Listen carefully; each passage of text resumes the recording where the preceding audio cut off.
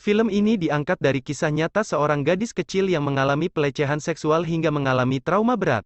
Berkat kisah apik yang disajikan, Hope mendapatkan penghargaan sebagai film terbaik dalam ajang penghargaan Blue Dragon Film Award ke-34. Hope bercerita tentang kisah pilu yang dialami seorang gadis dan keluarganya.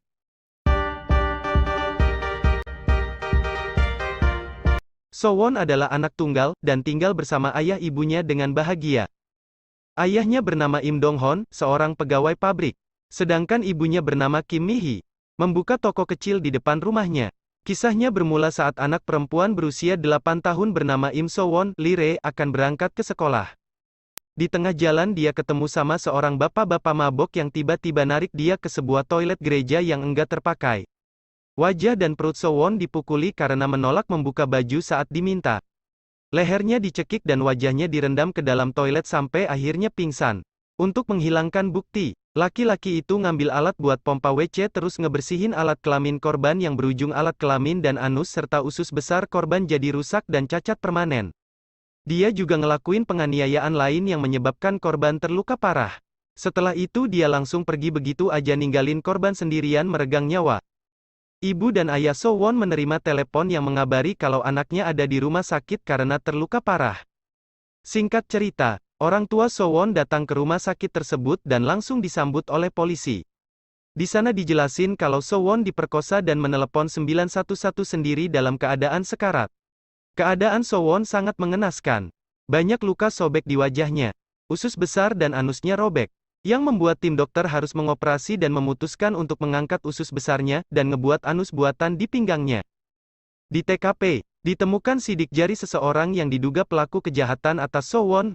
Sidik jari tersebut sama dengan sidik jari seorang tahanan yang baru saja bebas. Dulunya dia ditahan di penjara karena kasus yang sama seperti sekarang.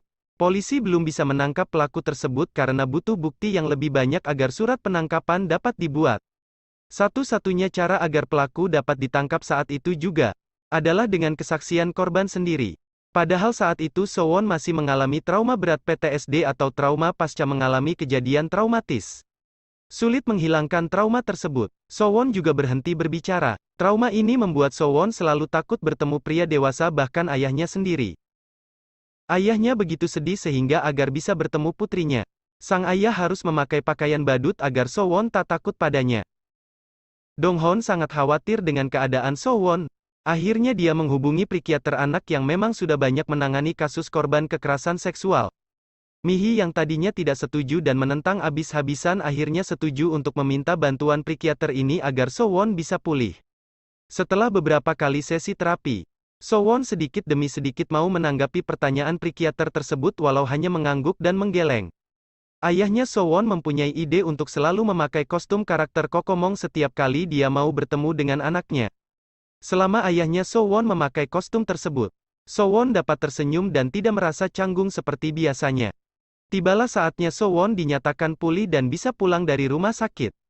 So-won sangat gugup dan minta ingin tinggal di rumah sakit saja karena dia takut dengan rumahnya. Saat di perjalanan pulang pun dia terkena serangan panik sampai muntah. Tetapi rasa panik itu hilang ketika dia sampai di depan pintu rumahnya. Di pintu rumahnya ditempel banyak sekali memo-memo dan gambar-gambar dari teman-teman sekelasnya So-won. Keesokan harinya, So-won berangkat ke sekolah seperti biasa. Ayahnya, masih dengan kostum Kokomongnya mengikuti So-won kemana-mana, dan selalu menyapa tiap ada kesempatan. Hal ini membuat So-won jadi tidak terlalu gugup dan ketakutan ketika dia sedang sendirian. Ayahnya So-won juga memberitahu pada para guru agar maklum pada anaknya. Dan sebisa mungkin menghindari kontak langsung guru laki-laki dengan anaknya. Sedangkan pelakunya akhirnya tertangkap. Namun, ia memiliki alibi bahwa ia mabuk dan tidak ingat kejadian sadis tersebut. Tiba-tiba ayah So-won mendapat surat panggilan bahwa putrinya diharuskan bersaksi di persidangan. Hakim menyatakan bahwa rekaman So-won mengidentifikasi pelaku tidak sah karena So-won saat itu dalam keadaan luka berat sehingga kesaksian harus diulang. Di ruang pengadilan, So-won bersaksi sekali lagi, dan menunjuk foto orang yang sama. Pengacara pembela bertanya pada So-won apakah dia mencium bau alkohol ketika kejadian itu berlangsung. So-won menjawab iya. Hakim memutuskan kejadian tersebut terjadi saat pelaku tidak sadar, mabuk, sehingga pelaku hanya dikenakan hukuman selama 12 tahun. dan informasi terdakwa akan diumumkan selama 5 tahun. Permintaan korban mengenai kompensasi ditolak. Semua orang berteriak riuh tanda tidak setuju. Ayah dan ibu Sowon tertunduk lemas, tak terima. Ayah Sowon kemudian mengambil papan nama hakim dan berniat untuk memukul kepala pelaku dengan papan tersebut, tapi kemudian Sowon memeluk kaki ayahnya dan memintanya untuk berhenti dan mengajak pulang. Film diakhiri dengan skene di mana Sowon berkunjung ke rumah sakit bersama keluarga dan psikiaternya untuk melihat adik bayinya yang baru lahir. Trauma Sowon sudah semakin membaik. Dan dia bahagia adik bayinya lahir dengan selamat. Setiap serangan paniknya muncul. Dia masih suka pulang lebih dulu dari sekolah. Tapi hidup sudah baik-baik saja sekarang. Bahwa dilahirkan ke dunia adalah sebuah anugerah. Nah, begitulah kisah pilu Sowon. Terima kasih sudah menonton video ini. Penasaran dengan film ini? Saksikan langsung dalam Film Hop melalui aplikasi streaming kesayangan kalian.